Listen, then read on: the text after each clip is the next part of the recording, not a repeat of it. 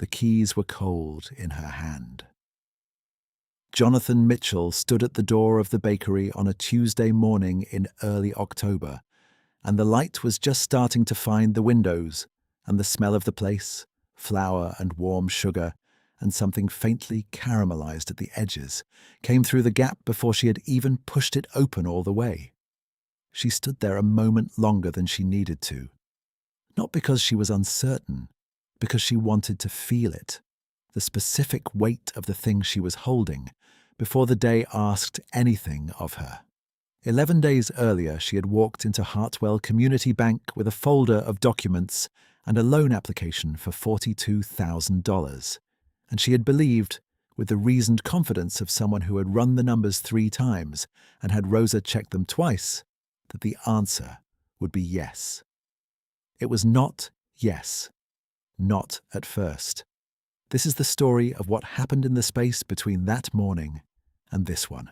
The bakery occupied a converted corner unit on Mercer Street, a 2-story building of pale brick that had been a dry goods store for decades before Jonathan leased it 6 years ago.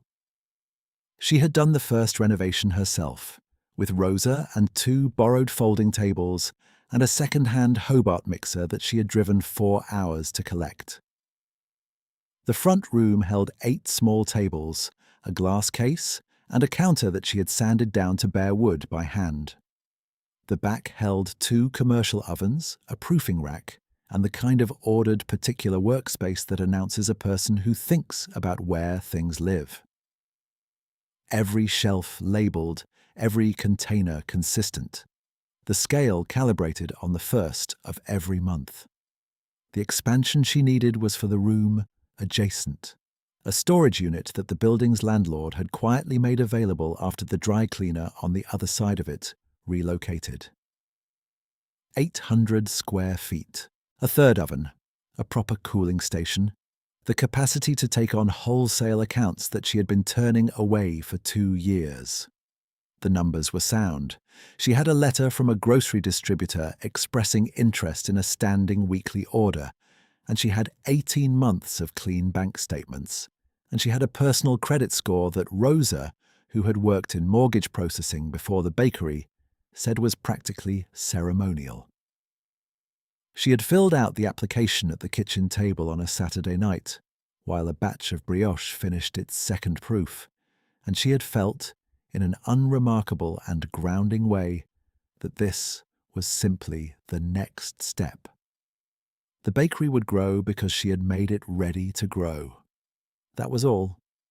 On the Monday morning when she walked into Hartwell Community Bank for the first time, the branch was quiet. A line of 2 customers at the main counter, a teller sorting deposit bags behind the glass, and at the far left desk, a man in a plain white shirt who was closing out a file and who looked up when she came in. The way a person looks up when they hear a door, not performing welcome, just registering. His nameplate read, C. Hartwell, Loan Officer. She noticed it and then looked at the form in her hand and did not think about it further. Rosa had offered to come. Jonathan had said she would be fine. She had brought the folder, a blue cardboard accordion file with each section tabbed and labelled in her own handwriting, and she had set it on the desk and introduced herself, and he had nodded and said his name was Caleb and he would be happy to go through the application with her. He had quiet hands. She noticed that too, and filed it away with the nameplate as background detail. They spent 20 minutes on the paperwork. He asked about the wholesale letter, whether the interest had been formalized or remained conditional. She told him the distributor was waiting on her capacity confirmation before committing, which was the accurate answer. He wrote something in the margin of his copy. He asked about the lease terms on the adjacent unit, whether the expansion was contingent on a lease extension, and she said she had the landlord's written offer for a 5-year term in the folder behind the income projections. He turned to it without being directed. She noticed that too. He told her, with the measured courtesy of someone delivering information rather than a verdict, that the application would go to the branch manager for review, and that she should expect a decision within 5 to 7 business days. She thanked him and stood and gathered her folder. It was raining when she came out, a light, steady rain that had started sometime during the appointment without her noticing, and she had not brought an umbrella because the forecast had been clear. She stood under the bank's small awning and considered walking to her car quickly and getting wet, which was the logical option. Beside her, settling more deeply against the wall to stay under the awning's narrow shelter, was an older man with a canvas bag and the particular look of someone who had been standing there for some time.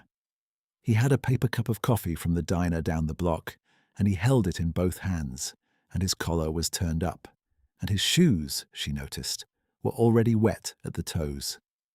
She had a compact umbrella in the front pocket of the accordion folder. She had put it there in September when the weather turned and had simply left it. She took it out and held it toward him.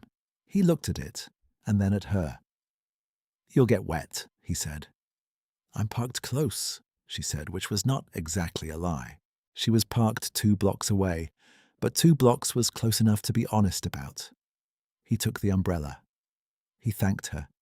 She walked out into the rain, and she did not run, because running in the rain is generally futile, and she arrived at her car with her shoulders damp and her folder dry, and that was fine. She did not see the man in the white shirt standing just inside the bank's glass door, watching her go. The decision came on day 4, not day 5 or 7. Frank Odom, the branch manager, called her in the afternoon while she was finishing a delivery order, and his voice had the specific texture of a person who has rehearsed what they are about to say and is relieved to be saying it. The application had been reviewed, he told her, and the branch was unable to approve it at this time. He cited debt service coverage ratios, said the business's current revenue did not support the proposed expansion at the requested amount. She wrote down what he said. She had learned early that if you write things down, you are less likely to confuse what you heard with what you assumed you heard. She looked at what she had written. The revenue figure he had used was from her first fiscal year, not the most recent one. She had included 3 years of statements in the folder. She told him this. He said he would note her concern and that if she wanted to reapply with additional documentation, she was welcome to do so. She thanked him, which was the kind of thing she did without thinking, and she ended the call and she stood at the counter and looked at the brioche trays for a moment. Then she called Rosa. Rosa was quiet while Jonathan read her what she had written down. When she finished, Rosa said, "That's the wrong number, Johnny. That's year 1. "I know. That's not a mistake," Rosa said. "That's a choice." Jonathan told her they would try again. She would request a meeting with Frank directly and bring the corrected figures and the distributor's letter in full, and she would walk him through the math until there was no ambiguity. Rosa said she would come this time. Jonathan said, "All right." They went together 2 days later. The branch was busier in the mid-morning, 3 tellers working and a small cluster of customers near the ATM alcove. And Frank Odom met them at his office in the back with the quality of attention a person gives a task they intend to complete quickly. He had reviewed the additional documentation, he said. He understood their position. He was still unable to approve the application. Jonathan asked which specific metric was the obstacle. He said it was a holistic assessment. She kept her voice level. "Can you point me to the line item that didn't clear your threshold?" He was polite. He was also finished, and the politeness was doing the work of an exit. She could see it in the angle of his chair. Rosa caught it too. Jonathan could feel her sister's attention sharpening in the chair beside her, the particular stillness Rosa got when she was deciding not to say something. They came out into the main lobby, and Rosa kept her voice to a murmur. He already knew what he was going to say when we sat down. "I know. That's not a review. That's a reading from a script." Jonathan looked at the loan officer's desk on the left side of the lobby. It was empty. The nameplate was still there. She looked away. She had a tray of pastries in the car, part of a standing order for a law office 2 streets over, and she was already running behind schedule. She could not afford to stand in a bank lobby and feel defeated. She walked out. She came back the following morning, not for a meeting, but because she had left a page of the original application with Frank's administrative assistant and needed to collect it before it was misfiled. It was a simple errand, 5 minutes. She did not expect anything to come of it. He was at his desk when she came through the door. Caleb looked up in the same way he had the first day, registering, not performing. She nodded briefly and crossed to the administrative assistant's window. She waited. Behind her she heard a chair shift and then footsteps, quiet and measured, and she was aware without looking that he had come to stand at the counter behind her. "Morning," he said. She turned. "Morning." "The pastry recommendation at the diner on the corner isn't worth the walk," he said, "in case you were considering it." She looked at him for a moment. "I wasn't, but thank you." "There's a coffee counter inside Pierce Hardware, 2 blocks north. The owner makes it properly." She held the page the assistant had just returned to her. "You give a lot of food recommendations to people you process paperwork for?" "Only when I've eaten the pastry in question," he said. She nearly smiled. She did not fully. She thanked the assistant and left. She did go to Pierce Hardware. Not immediately, and not because he had told her to, but 2 days later, on a Thursday morning when she had a delivery nearby and 45 minutes between obligations, and the coffee counter was exactly what he had described. A small espresso machine on a plank shelf, managed by a man named Paul, who was primarily there to sell hardware and made the coffee as a courtesy to the neighborhood. The cup was good. The counter had 2 stools. She sat at one. He was at the other, 15 minutes later. He sat down without making anything of it and ordered a coffee, and Paul brought it. And for a moment, neither of them said anything, which was not uncomfortable. It was just the morning. She was looking at the order sheet on her clipboard, and he was looking at his phone, and the hardware store smelled of sawdust and machine oil, and the coffee was real. "You've run a small business before," he said eventually. She glanced at him. "What makes you say that?" The distributor letter was conditional on capacity, not interest. You understood the difference. Most applicants frame conditional interest as a commitment. She studied him briefly. "That's a specific thing to notice." "I'm paid to notice specific things." She went back to her order sheet. He drank his coffee. She found herself, without intending to, saying, "The bakery's been running for 6 years. The books are clean. The expansion is a real opportunity, and I have the margin to service the debt." "I know," he said. She looked at him again. He said nothing further. He finished his coffee, said goodbye to Paul, and left. She watched him go, and then looked down at her order sheet and tried to locate exactly what had just happened, and she couldn't. So she finished her own coffee and went back to work. She came back to the hardware counter the next morning. She told herself it was the coffee. He was there again. This time they talked for longer, nearly 20 minutes, in the way 2 people talk when they are both being careful, but neither is willing to stop. He asked about the brioche. She had mentioned it once, briefly, in passing. He had remembered it. She asked if he had grown up near this part of town. He said his family had long-standing ties to the area. He said it in a way that closed the subject, and she noticed the way it closed, the slight precision of the phrasing, and she filed it alongside the other things she had noticed about him and did not examine closely. She noticed his watch on that second morning at the counter. It was the kind of watch that does not announce itself. No visible branding, a simple cream dial and a dark strap, and it sat on his wrist the way things sit when they have been there a long time. It was also, she thought, a very fine watch. She thought that, and then thought she was probably wrong, and then the morning moved on.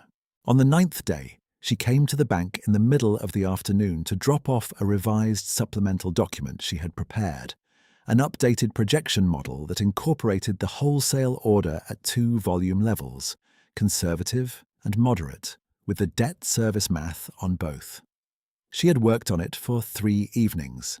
It was clean work. She was proud of it in the quiet way she was proud of things she made carefully. She handed it to Frank's assistant and was turning to leave when she heard Diane Hartwell's voice from the conference room at the back of the floor. She knew the name because it was on the plaque by the bank's front door.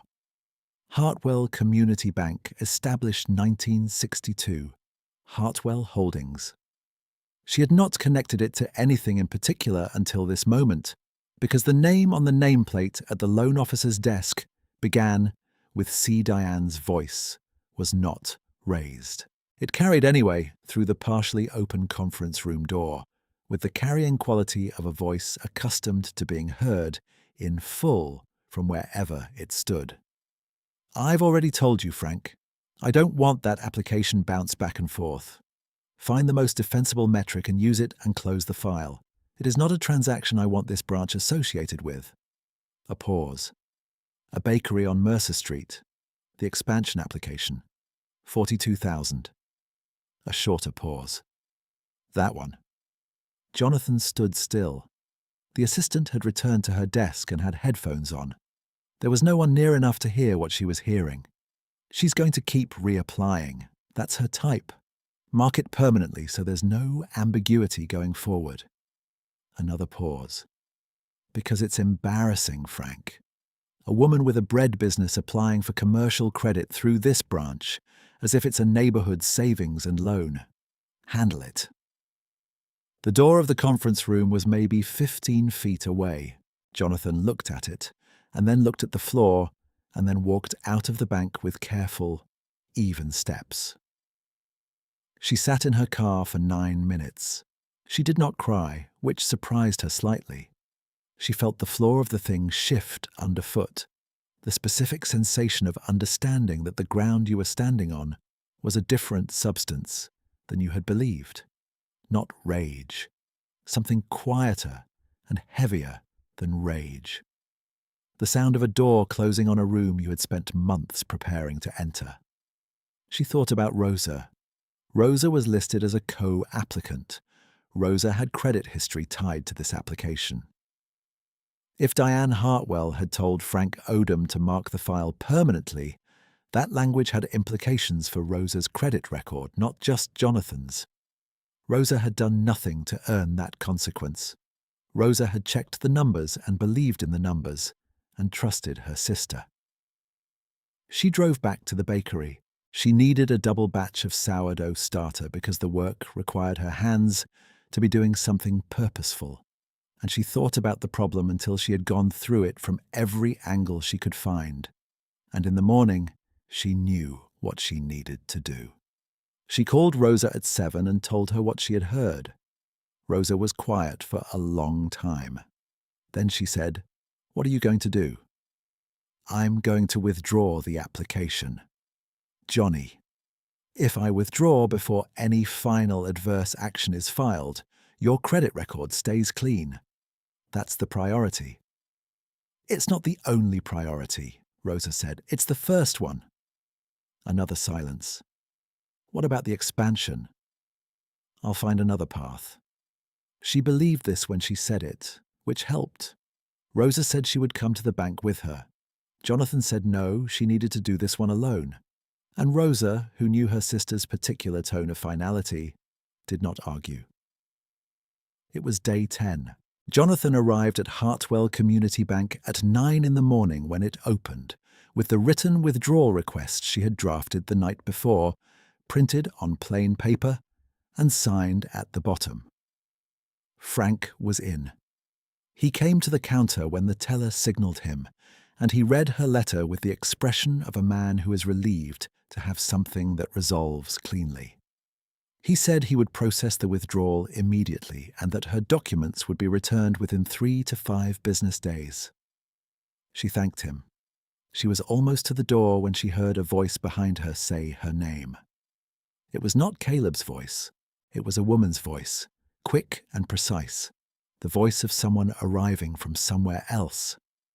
"Excuse me, is Mr. Hartwell available? I need to get these signed before noon. The board meeting's been moved up." Jonathan turned slightly, not fully, just enough to see a woman in a grey coat at the loan officer's desk, setting down a leather portfolio, speaking to the teller beside her. "Caleb Hartwell. The board documents for the holdings transfer. They should be expecting me."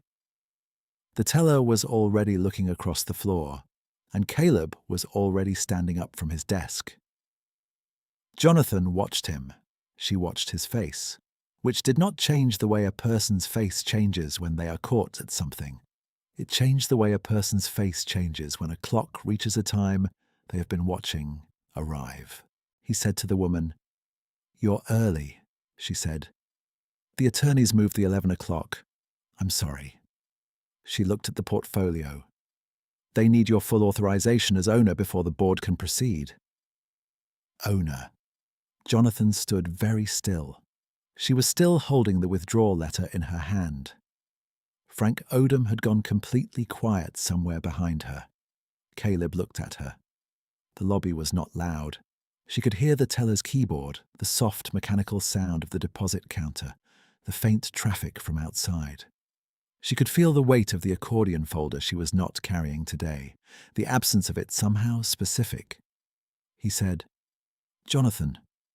Just that.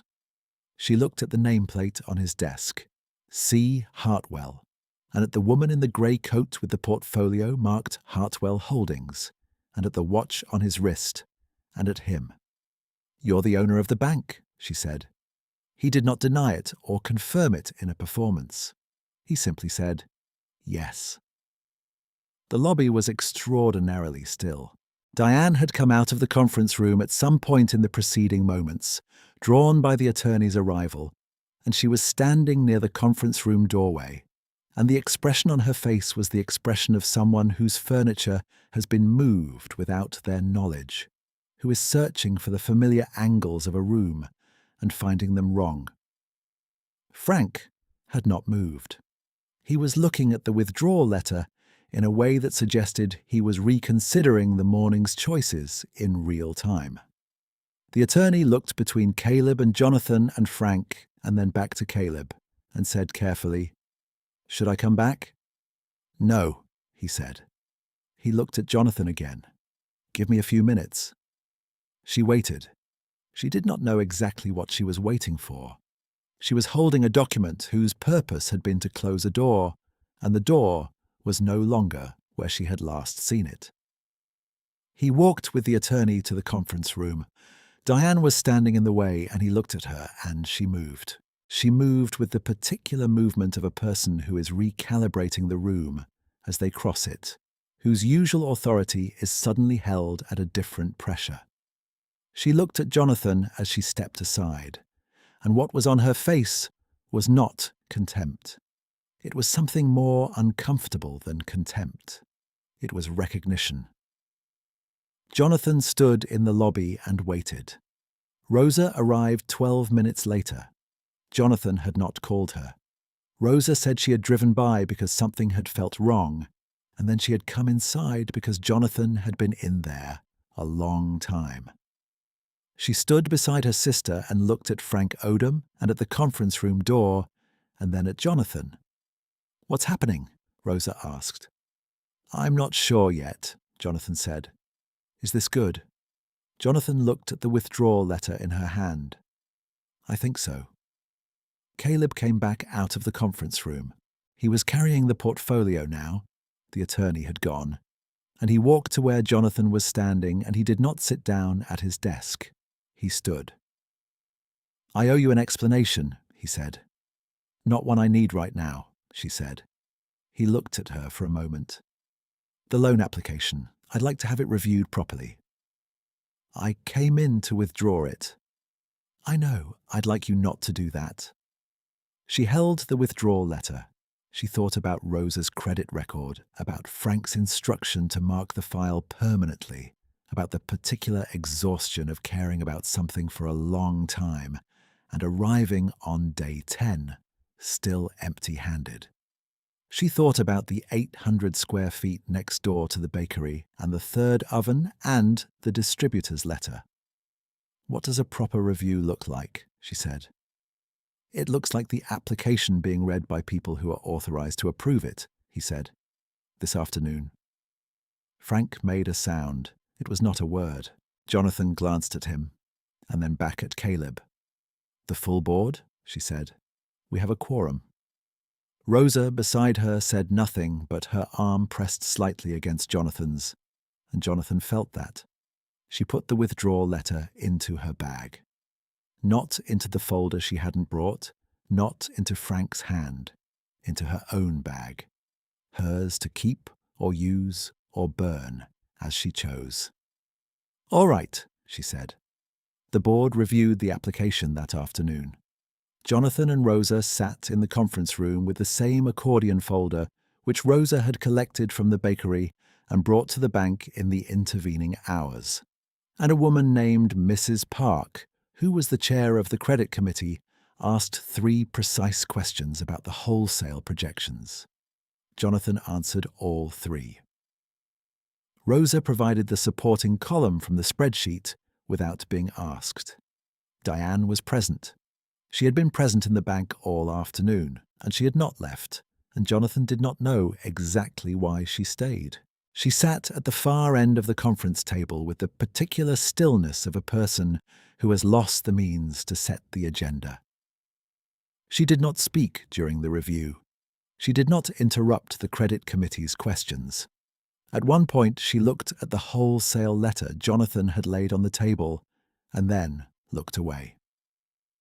Mrs. Park said, after the 3rd question, that the application met all of the board's credit criteria and that she would be recommending approval. She said this to the table, and the table, all 5 voting members, confirmed it in turn. The $42,000 was approved at a standard small business rate with a 7-year amortization. Rosa did the mental math of the monthly payment on the spot and told Jonathan with her eyes that the number was fine. Frank Odom was not present at the board meeting. He had returned to his office sometime during the afternoon and had not come back out. It was not a triumphant afternoon. Jonathan did not feel triumph, which she had always found to be a noisy emotion and difficult to trust. She felt the floor become solid again. She felt the specific quiet of a room where the math had come out correctly. She and Rosa walked out of the bank in the early evening, the October light going low and orange against the brick of Mercer Street, and Rosa held the folder now because Jonathan's hands were in her pockets. "Are you all right?" Rosa asked. "Yes."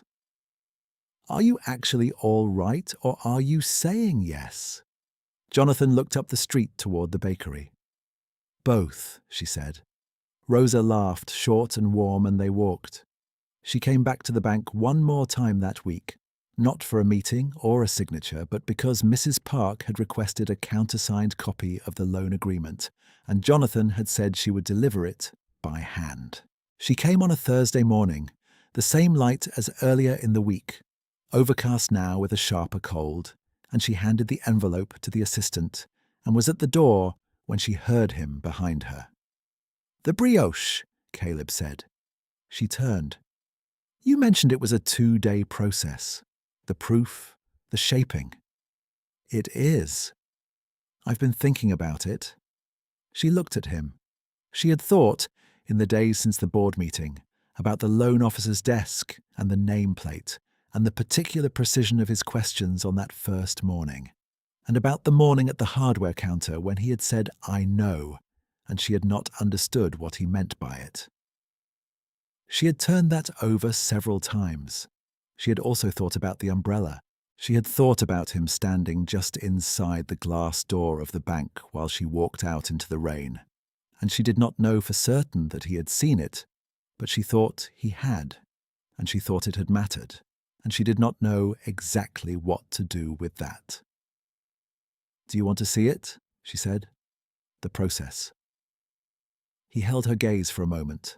The lobby was quiet around them. The same teller at the glass, the same deposit bags in their trays. "Yes," he said. She nodded once. "Saturday morning, 7 o'clock, we start early." She pushed open the door and walked out. On day 11, she stood in the doorway of the bakery with the keys cold in her hand. The expansion unit was still empty. The contractor was coming next week. The third oven was on order. The distributor's letter, now converted from conditional to confirmed, was on the shelf above the proofing rack, where she could see it while she worked. The bakery smelled the way it always smelled in the early morning, flour and warm sugar and something faintly caramelized at the edges. The light through the front windows was low and angled. Rosa would arrive in an hour. The first proof was already in the bowl. She crossed the threshold and pulled the door shut behind her, and the click of the latch was the only sound. She set the keys on the counter. Her hands, which had carried things for 6 years in this room, for a much longer time before that, were steady. They were always steady when she was doing the work they knew how to do.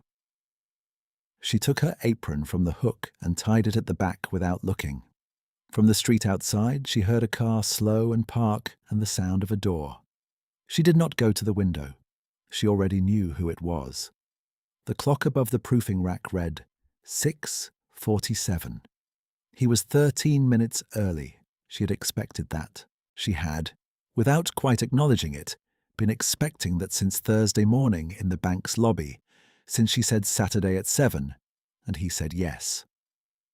She took the bowl from the proof and turned the dough out onto the counter, and her hands moved into the work the way they always did, with the same patience and the same attention.